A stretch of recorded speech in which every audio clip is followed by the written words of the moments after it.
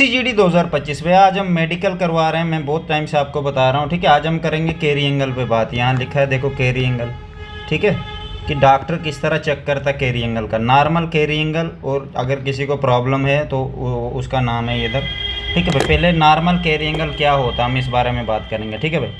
ये कह रहा था carry angle of the elbow is defined as the angle between the lower, ये क्या है इधर शायद आगे, अच्छा ये पता नहीं क्या, पूरा वर्ड नहीं है। Of the extended forearm as it lies lateral of long axis of arm, thus the angle is normal outward deviation होता है ऊपर की तरफ of the extended and supinated forearm from the axis from the animal. The angle is normally 10 to 15 degree male में होना चाहिए and female में 15 से 20 तक। However the candidate with carry angle up to 20 may be accepted if the same is not associated with abnormality of elbow joint।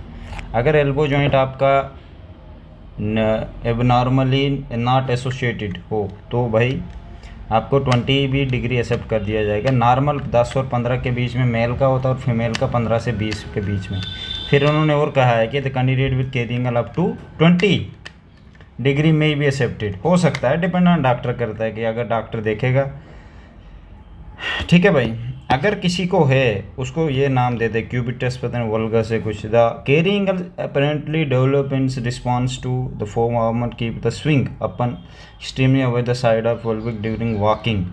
Increasing the carry angle may lead to elbow instability and during exercise and throwing activities of sports may reduce function of elbow flexibility, कम कर देता flexibility during, अगर आप exercise करोगे and sports में। देखो मैं हमेशा आपको कहता हूँ अगर आप इन चीज़ों में नहीं रहते तो आपको दिक्कत आएगी।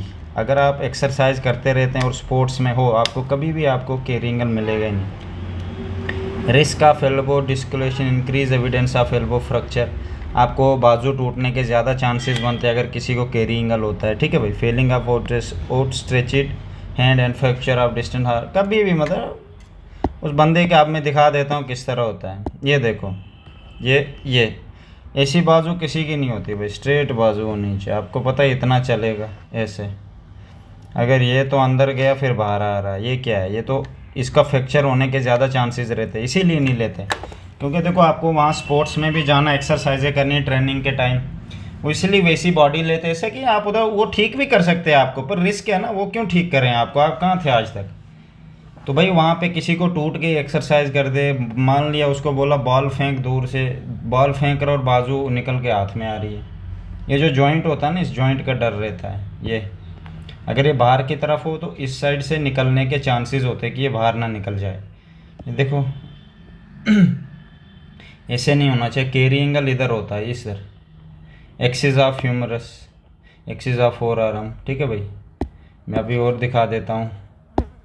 कैरी एंगल देखो मेल में जो फिट होता है वो ऐसे होता है, ठीक है भाई। क्यूबिटस ना, ये भी एक प्रॉब्लम है अंदर की तरफ, जिसकी बाजू बाहर की तरफ। नॉर्मल ये होती है, ये मेरी है नॉर्मल ऐसे, इसमें भी प्रॉब्लम है। ऊपर से मसल ठीक होगा, आगे से अंदर बाजू चली गई होगी पूरी, अंदर नहीं जानी चाहिए। ये आगे कैरी एंगल अगर ये थोड़ा कम है, जैसे देखो बाजू पूरी शेप में इसकी, ये जो बाजू है ये पूरी इस वाले की, पहले मैं नाम दे देता हूँ, दूसरा तीसरा। अब जो दूसरी बाजू है देखो, तीसरी से थोड़ी कम है तो ये फिट है। अगर इससे भी अंदर चली गई है, देखो ये स्ट्रीट है, इधर से अंदर जा रही है, ये फिर ऐसे है, ये पूरी बाहर है, ये भी रिजेक्ट है भाई, ये भी रिजेक्ट है, ये एक्सेप्ट है, ठीक है भाई। इन बंदों को, इसको तो टूटी होगी, इन पहले कभी हिस्ट्री में इसकी टूटी होगी तभी ऐसी बाजू है। ऐसी मैंने उनकी देखी आज तक जिनकी कभी बाजू पहले टूटी है। ये जो एक तो नेचुरल होता है, जो आराम से घर में सोए रहते हैं, बस बाप के पैसे उड़ा रहे होते हैं, उनको मोस्टली होता है। कोई कैंडिडेट एक्सरसाइज करता है डेली या स्पोर्ट्स में, उनको ये सब दिक्कत नहीं आती, बिल्कुल भी ऐसी दिक्कत नहीं आती, ठीक है भाई। तो अगर आपको ऐसी दिक्कत है आपको वो करना पड़ेगा, ऐसे कुछ होता नहीं है, ठीक है भाई। अब मैं यहाँ पे आ जाता हूँ, मेजरमेंट ऑफ कैरी एंगल, ठीक है भाई। The major to carry angle candidate asked to be suspend position, पता नहीं कौन सी पोजीशन ये क्या, with the shoulder of zero flexibility and zero extension. कोई शोल्डर को सीधा रखना है। The candidate is full extension position, the axis of the arm is defined distance of mid point between the medical lateral border carry angle के action for arm defined distantly mid point of radical. तो भाई ये वही है यार, एक ही बात है डॉक्टर का। हाँ ये आ गया भाई, जिससे आपका गोनियोमीटर, इससे आपका चेक किया जाता है। ठीक है। Ask the patient stand up straight, roll his shoulder back and gently rotate palm to face forward, straighten the goniometer, move to arm and straight to the readout of the plate of 0 to 80 degree. ठीक है भाई, ये कह रहा है 80 degree के बीच में आपको ये करना। ये देख सकते हो यहाँ पे चेक किया, इधर से स्केल लगाइए, बाहर चेक कर रहे हैं कि कितना जा रहा है। अब किसी का सीधा होता 10, ये 20, ये 30, ये 40, ये 50, ये 60, ये 70, 80, ऐसे किसकी हो सकती है? ऐसे नहीं हो सकती है। 80 यहाँ तक आएगा। अभी मैंने थोड़ा पेन से ऊपर किया, तो भाई ऐसे चेक किया जाता है। देखो ऊपर से एक स्ट्रेट होता है, पर नीचे डिग्री लगी होती है, वो बाहर की तरफ देखती है इसका कितना है। ठीक है भाई, यहाँ बताया हुआ है। अब मैं नीचे बताता हूँ कितना नहीं होना चाहिए। Mark of mid point of medical and little ये हमें point elbow draw the line with axis of arm and forearm definitely no plate of goniometer mid point. अच्छा ये बता रहा है उसको किस तरह मतलब रखना है। Record the angle of readout and measurement plate, subtract the measurement from 180 degree if your initial readout was 180 degree. For example, the straight gynometer is 180 degree, it reads 170, fit it for the patient elbow.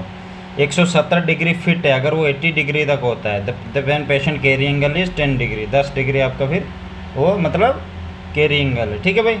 Repeat the process with the other elbow, record the carry angle of elbow, recording the, ये उनको check किया जाता है जिनको होता है, जिनको नहीं होता ना डॉक्टर देख के पहचान लेता है। ये देखो ये एक बीमारी है ये देखो इधर से ये बाजू को टूटने का बहुत ज़्यादा चांसेस होते हैं। अगर ये कभी बॉल भी ज़ोर से फेंकेगा ना, गिर भी सकती है बाजू। ये देखो ये होता है भाई बीमारी है। If your angle is decrease extended, ये जो भी gun shot coverage cause to rejection, ये वाली अगर आपको प्रॉब्लम है तो आप रिजेक्ट हो गए। ये देखो यहाँ पे बताया हुआ, आपको रिजेक्ट कर देंगे। ठीक है। हैंड एंड फिंगर्स, ये फिर इधर चलो ये हैंड एंड फिंगर्स के बारे में बस यहाँ तक था। मैं आपको बाकी वीडियो दोबारा से बनाता हूँ। ठीक है भाई, यहाँ तक था। तो भाई सब्सक्राइब कर लेना, आपको ऐसी इन्फॉर्मेशन यहाँ पे मिलती रहेगी।